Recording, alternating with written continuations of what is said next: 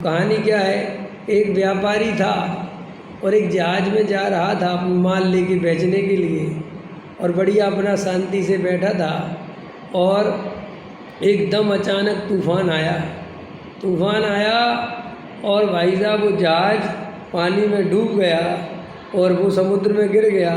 फिर भी महाभाग से लहरों के थपेड़े से कैसे जैसे भी हुआ किनारे पे जाके लग गया कहीं, तो वहाँ पड़ा रहा बेचैन।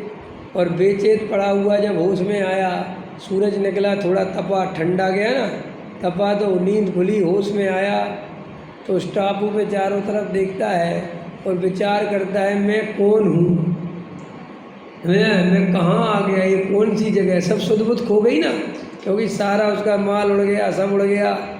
अब जैसे तैसे होश पड़ी, कह रहे मैं कहाँ भटक गया, मैं कहाँ आ गया। तो वो कहानी आगे सुनाते कि भटकते भटकते भूखा प्यासा, समझ में आया, जा रहा है जंगल में और एक हाथी उसके पीछे पड़ गया, खूंखार हाथी। तो हाथी पीछे पड़ा तो भागता गया, वो मर गया, प्राण निकल गए। इतने में एक पेड़ दिखा, समझ में आया, बड़ा पेड़, और उस पेड़ पे चढ़ गया और पेड़ पे चढ़ गया और हाथी नीचे उस पेड़ को झकझोर रहा है। इतने में ऊपर एक मधुमक्खी का छत्ता लगा है और उसमें से शहद की एक बूंद उसके मुंह में गिरती है, और वो बूंद गिरती है तो वो सुख में उस बूंद में इतना खो जाता है कि वो भूल जाता है कि मैं किस अवस्था में हूँ और मैं कितनी दुख की स्थिति में खड़ा हुआ हूँ, समझ में आया। लेकिन वो एक बूंद गिरती है तो भूल जाता है, समझ में आया कि नहीं आया। तो नीचे जो हाथी है और ऊपर एक बूंद गिर रही है, और वहीं जहाँ वो लटका हुआ है जिस डाल पे, उसी के नीचे कुआं है और कुएं में 4 अजगर मुंह फाड़ के उसके गिरने का इंतज़ार कर रहे हैं। हाथी पेड़ उखाड़ना लगा हुआ है और उसी डाल पे जिस पे खड़ा है वहाँ एक काला चूहा और एक सफ़ेद चूहा डाल काट रहा है, समझ में आया कि नहीं आया। और इतने में वो देख भी रहा है और एक बूंद गिरती है, समझ में आया कि नहीं आया। और फिर पहले थोड़े आकुलता करता है कि हे भगवान बचा लो। जैसे ही एक बूंद गिरती है और उसका स्वाद मुंह में आता है तो फिर भूल जाता है, फिर मस्त हो जाता है, फिर उस बूंद का इंतज़ार करता है और अपने सारे दुखों को भूल जाता है कि मेरी क्या दुर्दशा होने वाली कुछ ही देर में, समझ में आया। और इतने में वहाँ पर एक सदगुरु जा रहे हैं, उनका विमान जा रहा है, कोई सम्यक दृष्टि देव जा रहे हैं और वो उसकी दशा देखते हैं कि अरे रे रे रे कितनी भयंकर दशा में पड़ा हुआ है।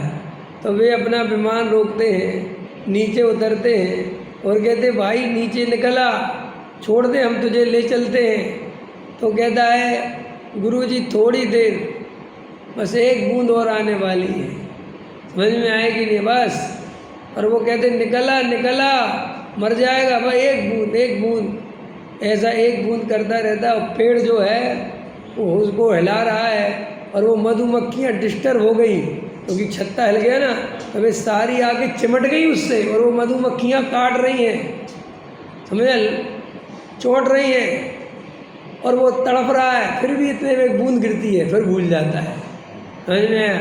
ऐसे ही सुनो उस कहानी में क्या है कि वो हाथी है काल, मृत्यु, जो प्रति समय उखाड़ने तेरे मारने के लिए बैठा हुआ है। और वे जो चूहे हैं ना काला सफ़ेद, वे हैं दिन और रात, जो दिन और रात आयु घटे, निरंतर दिन और रात हो रहे हैं ना, दिन और रात, तो आयु घटती जा रही है, मरने के करीब आ रहे हैं, डाल कटती जा रही है, समझ में आया। और वे मधुमक्खियाँ हैं घर परिवार वाले जो तेरे से चिपके खड़े हुए हैं, लाओ पापा हमारा ये सामान लाओ हमारा ये काम करो, ले हमारा ये काम करो, और तड़प रहा है, समझ में आया कि नहीं है। और नीचे वो अजगर हैं जो, वे 4 गतियाँ हैं। कौन सी गतियाँ हैं? चारों गतियाँ, वो जो बिल्कुल मुँह फाड़े खड़े हुए हैं, नरक में मरेगा। आर्त रौद्र ध्यान वाला त्रियंच नरक में जाएगा, और कहाँ जाएगा। और सुनो द्वारा मनुष्य भी हो जाए, समझ में आए, सो यही दशा, देव हो जाए सो दशा। सो ऐसे जीव देव फेव तो होते नहीं, जिनकी बहुत आसक्ति है, जिनके आर्त रौद्र ध्यान चलता है, जो निरंतर पाप का सेवन करते हैं, और निरंतर आर्थ रोध ध्यान मायाचारी झूठ फरेब करते हैं, निरंतर संसार की वासना में लीन रहते हैं, वे जीव देवगति को प्राप्त नहीं करते। वे जीव नियम से त्रयंच गति और नरक गति में ही जाते हैं। तो वे अजगर खड़े हुए हैं, समझ में आया कि नहीं आया? और ऐसी स्थिति है। और यहाँ देव शास्त्र गुरु अपन है, वो अपन पेड़ से लटके हुए हैं और अपने को समझा रहे हैं कि हे भाई, इन पंच इंद्रिय विषय भोगों की एक बूंद के चक्कर में इस संसार में जरा से सुख की कल्पना मात्र कर करके तू अनंत दुख में जाने वाला है।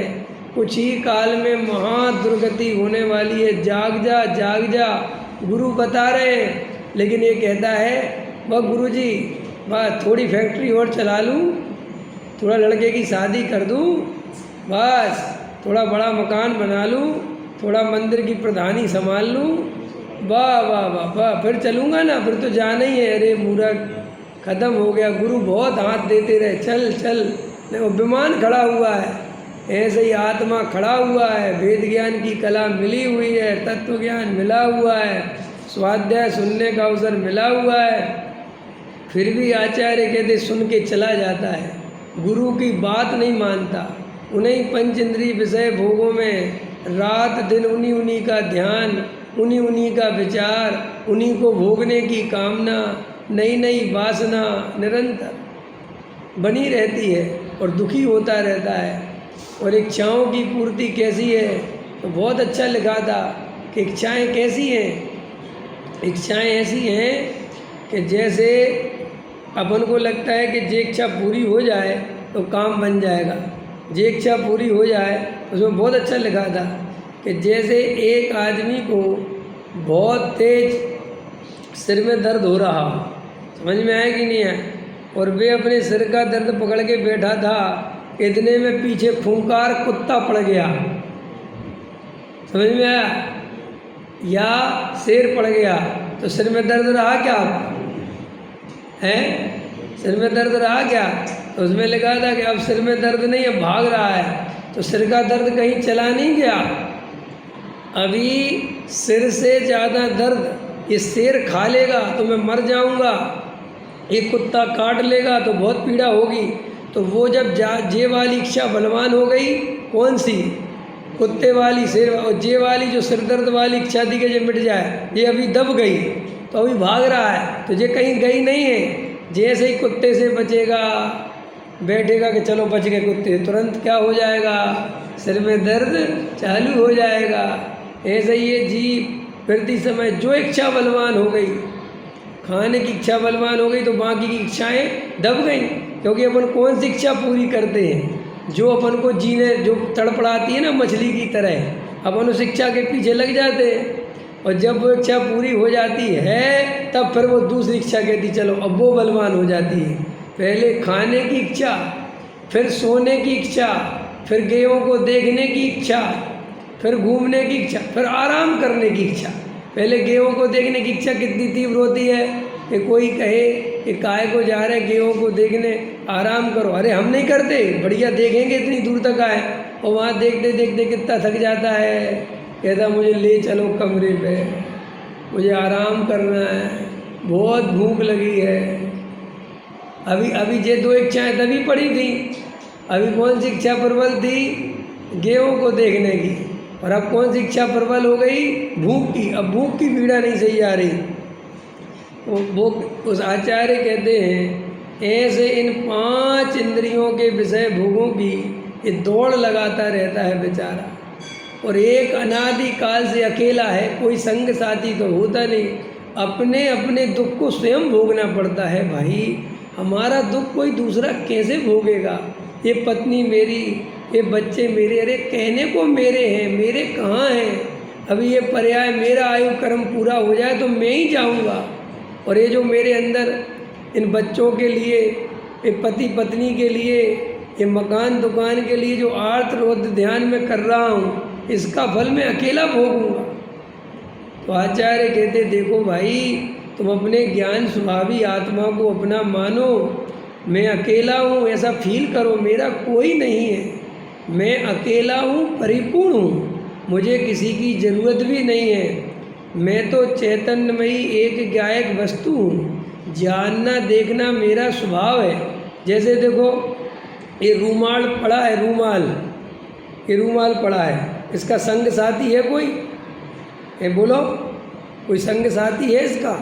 जैसे तुम इस रूमाल को देखते हो कि अकेला है, जैसे इस माइक को देखते हो अकेला है, जैसे इस पुस्तक को देखते हो अकेला है, ऐसा ही जैसे ये अकेले हैं ऐसा ही मैं भी अकेला हूँ। जैसा इनका परिणमन कोई करा नहीं रहा, ये रूमाल कितने दिन रहेगा, कैसा रहेगा, किस अवस्था में रहेगा, इसका कोई नियामक कर्ता करने धरने वाला नहीं है। ये अपनी योग्यता से परिणमन कर रहा है।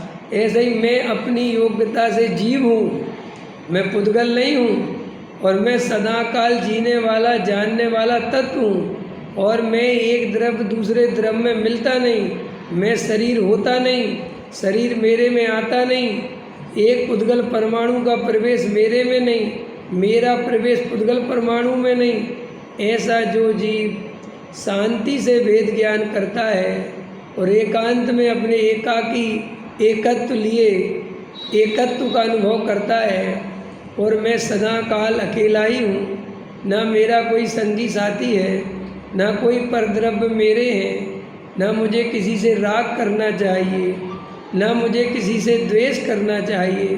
अरे जब कोई वस्तु मेरी है ही नहीं, मैं किसी का हूँ ही नहीं, सभी वस्तुएं अपने अपने स्वभाव से परिणमित होती हैं, प्रत्येक द्रव्य अच्छा बुरा किसी के लिए होता ही नहीं, तो मैं परद्रव्य से ये राग द्वेष करके निरंतर अपना अहित क्यों करता रहता हूँ? देखो, अपन किसी वस्तु से राग करते हैं तो वो अपनी हो जाती है क्या? और हम किसी वस्तु से द्वेष करते हैं तो क्या उसका बुरा हो जाता है क्या? भाई, राग करने से वस्तु अपनी नहीं होती और द्वेष करने से उसका बुरा नहीं होता। प्रत्येक द्रव्य का परिणमन स्वतंत्र है। ऐसा आचार्य अपने से कहते हैं, तू ये देहादिक नहीं है, ये शरीर आदिक तेरे द्रव्य नहीं है, तू एक त्रिकाली ध्रुव ज्ञायक तत्व है, तू आत्मा है। भ्रम से अपने को शरीर आदिक मान बैठा है, और तेरे सामने ही ये शरीर बुढ़ापे की ओर बढ़ जाएगा, बूढ़ा हो जाएगा, हाड़ मांस निकल आएंगे, और इसमें से वो चेतन तत्व जिसकी तूने जिंदगी भर आराधना करी, वो निकल के कहीं कुगति में चला जाएगा। सुभाष जी, ये जिनवाणी की बातें गप्पे नहीं हैं, ये बहुत परम सत्य जो महाभाग्य से सुनने मिलता है। लेकिन वो मधु का एक रस टपक रहा है ना, है दुकान चल रही है ना, किसके लिए चला रहा है ये कुछ नहीं पता, किसके लिए कमा रहे ये कुछ नहीं पता। समझ में आया?